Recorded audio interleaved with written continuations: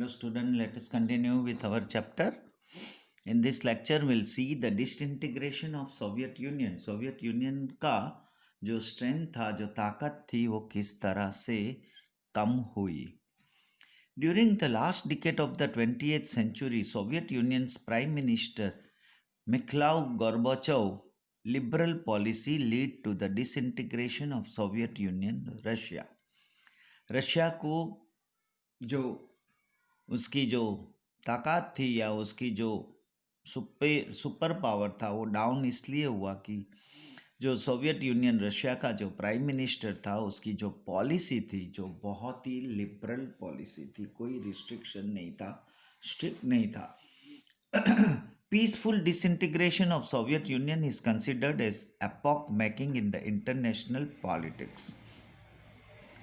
Mikhail Gorbachev became the prime minister from a socialist side on 11th March 1989. जो prime minister गॉर्बाचेव जो थे Russia के, वो socialist side से बने थे. He had a liberal attitude. उसका जो भी एटीट्यूड था वो बहुत ही लिबरल था, मतलब स्ट्रिक्ट बिल्कुल नहीं था. उसकी पॉलिसी भी बहुत ही लिबरल थी. Russia had progressed tremendously in the field of science and technology. Science and technology में रशिया ने बहुत ही प्रोग्रेस किया. They also had acquired capability to compete with superpowers like America. और अमेरिका जैसे सुपर पावर के साथ competition करने के लिए वो कैपेबल है. ऐसी बहुत सारी उसने अपनी ताकत जमाई थी. Gorbachev adopted two policies, Glasnost and Perestroika. ये दो पॉलिसी उसने अडॉप्ट किया था. In this way, Gorbachev introduced economic and political reforms in the place of single-handed communist rule. और गोर्बाचेव ने एक कम्युनिस्ट रूल में सिंगल हैंडेड, एक ही पर्सन हैंडल करने वाला, कंट्रोल करने वाला, जिसने इकोनॉमिक और पॉलिटिकल रिफॉर्म्स के लिए इन्होंने ऐसी पॉलिसीज अडॉप्ट किया. The strong hold of communist party, the Soviet bureaucracy and the red army started weakening. और रशिया की जो भी पार्टी थी, कम्युनिस्ट पार्टी और सोवियत ब्यूरोक्रेसी वगैरह, स्टार्टेड वीकनिंग मतलब कम होने लगी, उसकी ताकत कमज़ोर होने लगी. इन 1990 process of the disintegration of the Soviet Union began.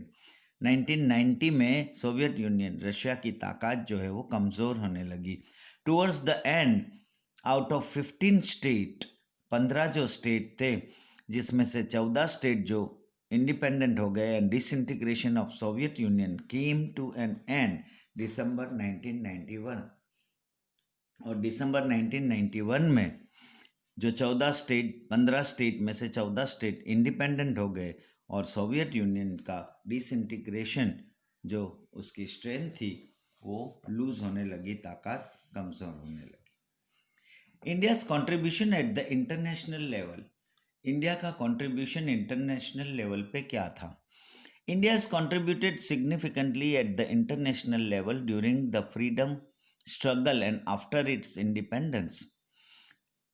Bharat जो था वो एक बहुत ही इंटरनेशनल लेवल में बहुत ही इम्पोर्टेंट उसने कंट्रीब्यूट किया इंटरनेशनल लेवल पे, फ्रीडम स्ट्रगल और इंडिपेंडेंस के बाद भी. स्वतंत्रता हासिल करने से पहले और स्वतंत्रता हासिल करने के बाद भी भारत का जो रोल रहा वो बहुत ही इंटरनेशनल लेवल पे अच्छा रहा. India has always opposed imperialism, colonialism, and evils like racial discrimination.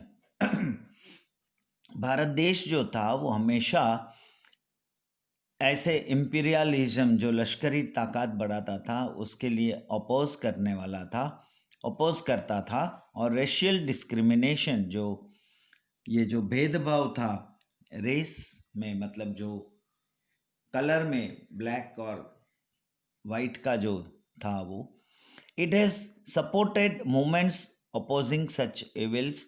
India has always remained active in the formation of the United nation and is actively involve in all it's activities. India का जो role था, उन्होंने जो United nation formation के लिए अच्छा active रहा और उसकी हर एक्टिविटीज़ में भी एक्टिवली इन्वॉल्व रहा. India has played an important role by sending its military to support the United Nations efforts in maintaining international peace and security. India ने अपना एक इम्पोर्टेंट रोल प्ले किया जो यूनाइटेड नेशंस के efforts को support करने में और इंटरनेशनल लेवल पे पीस एंड सिक्योरिटी को मेंटेन करने में. India has worked appreciably by sending military troops to countries like Gaza, Cyprus, Congo, and Sri Lanka during their conflicts. India ने अपने लश्करी ताकत को, लश्करी ग्रुप को भेजा था ये कंट्रीज़ में जहाँ उनकी कॉन्फ्लिक्ट्स होती थी, मतलब कुछ ना कुछ मतभेद होता रहता था. India has helped actively in maintaining peace. Bharat ने पूरा पीस मेंटेन करने में बहुत ही हेल्प किया.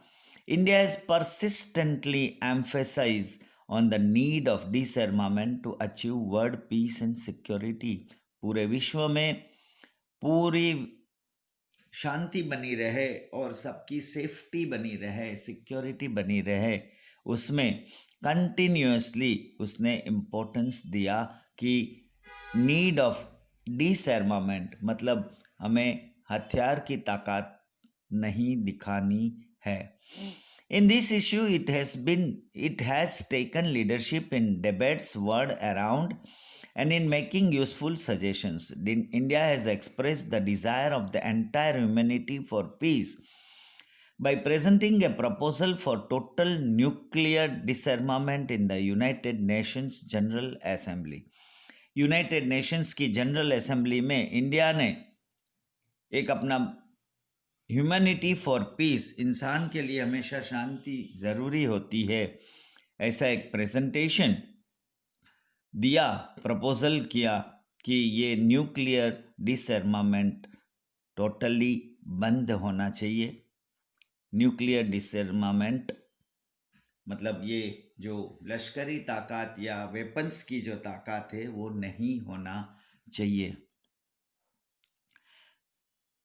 To spend the money in the upliftment of poor in other countries instead of using money in creation of nuclear weapon.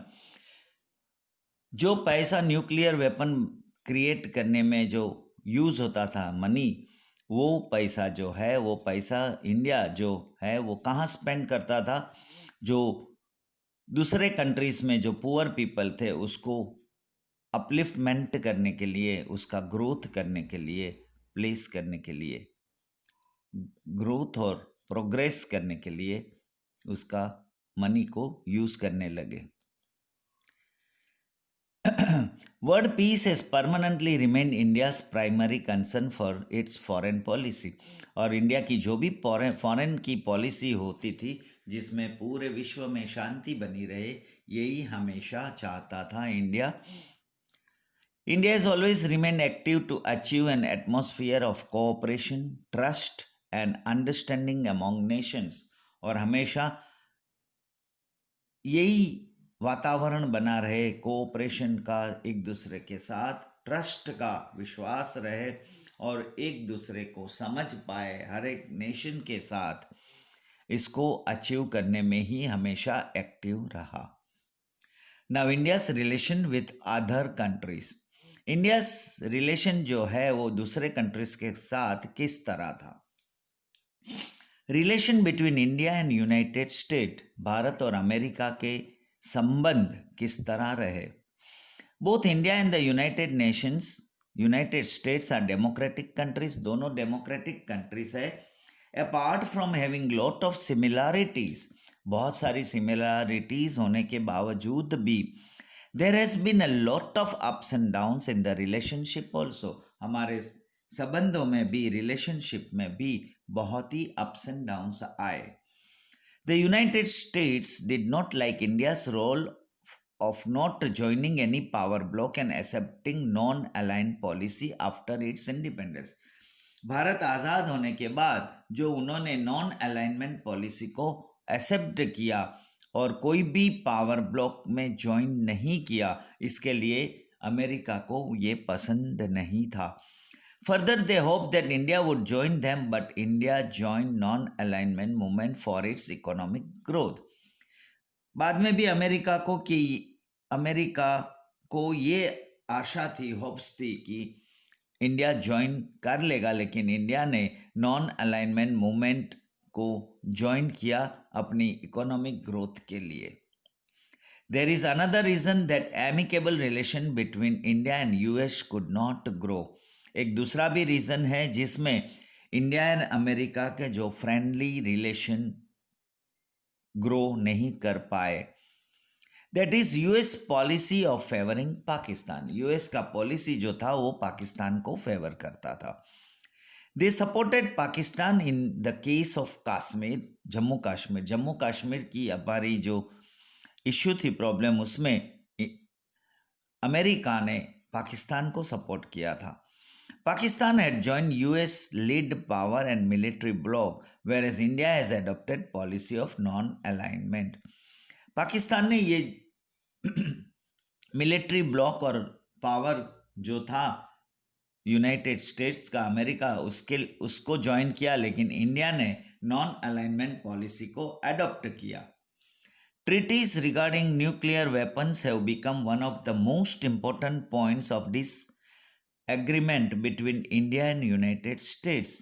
Bharat और America के बीच में भारत हमेशा उसका अपोज करता रहा कि जो अमेरिका जो भी न्यूक्लियर वेपन्स बनाता था वो उसको कभी भी अच्छा नहीं लगता था, डिसएग्री होता था, एग्री नहीं करता था Bharat. United States has persisted that India should sign the Nuclear Non-Proliferation Treaty and Comprehensive Test Ban Treaty. When India conducted nuclear tests in Pokhran in Rajasthan in 1998, it was taken seriously and certain sanctions were imposed against India as US aided financially and technically. America ये चाहता था कि ये दोनों treaty को, agreement को sign करे, लेकिन इंडिया ने एक पोखरण में न्यूक्लियर टेस्ट कंडक्ट किया और जिसकी वजह से इंडिया के ऊपर जो अमेरिका फाइनेंशियली और टेक्निकली हेल्प देता था वो बंद कर दिया. There is a remarkable change in relations between both countries after terrorist attack on New York's World Trade Center on September 11, 2001. सितंबर 11 को 2001 में जो वर्ल्ड ट्रेड सेंटर न्यूयॉर्क में जो एक टेररिस्ट अटैक हुआ, उसके बाद दोनों के रिलेशंस, दोनों कंट्री के, इंडिया एंड अमेरिका के, उसमें कुछ चेंजेस आए. The United States is now accepting the fact that India is growing economically very fast. America ने एक्सेप्ट कर लिया कि इंडिया का जो इकोनॉमिकली जो ग्रोथ हो रहा है वो बहुत ही फास्ट हो रहा है. Now both the countries wish that there should be intimate relationship with each other. और अब ये चाहते हैं कि दोनों के बीच अच्छा रिलेशन मेंटेन हो. इन सितंबर 2014-15 2014-15 में इंडिया का prime minister Shri Narendra Modi visited America. उसने अमेरिका में विजिट किया and even address the United Nations को भी एड्रेस किया. American president Barack Obama was the first American president to be the chief guest for India 66 republic day celebration. हमारा जो Republic day celebration था जिसमें America का president जो था बराक ओबामा, वो हमारे चीफ गेस्ट बने थे. In this way America and India now has a cordial and amicable relation. और इस तरह हमारा जो भारत का अमेरिका के साथ जो रिलेशन रहा वो फ्रेंडली रिलेशन एंड कोर्डियल, मतलब ऐसे वार्म रिलेशंस बना. The issue of terrorism are concerns of the heads of the country. जो आतंकवाद का जो प्रॉब्लम है, जो इश्यू है, वो जो भी कंट्री के, दोनों कंट्री के हेड का कंसर्न है. So here we stop our today's lecture. Next lecture we'll see the relations between India with other countries like Russia के साथ, चाइना, पाकिस्तान के साथ किस तरह रहा. Thank you.